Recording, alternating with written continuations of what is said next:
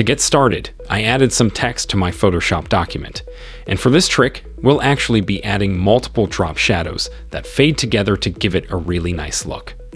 Let's begin by double-clicking your text layer to open up the layer style settings. In here, select the drop shadow option, and you'll also want to make sure its box is checked so it's enabled. Alright, we'll want our first shadow to be pretty light, so reduce the opacity to 15%. We also want it far away, so set the distance is 75 pix. And finally set its size to 65 pix, so it covers a lot of area. Next, click the Drop Shadows Plus button to add a second drop shadow.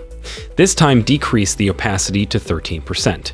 And make sure you have Global Light turned on so that your shadows blend together, then change its size to 50 pix, since we want each new shadow to get closer to our text for the fade.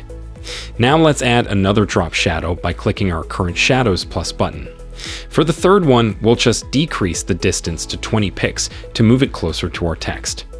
Next, let's add one final drop shadow, which will make it our fourth one. Increase its opacity to 25. Since we want this closest one to be more visible, making our text pop, change its distance to 15 to bring it even closer to your text and decrease its size to 30 pix.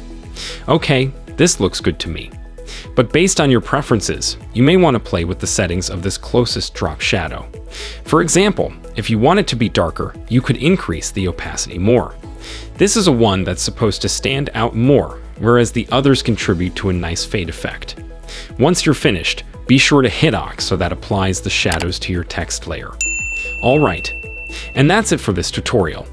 Thanks for watching, and see you next time. If this video helpful to learn quickly, hit the like button, and also don't forget to subscribe to our channel and hit the bell icon. Then you won't miss any upcoming tutorials.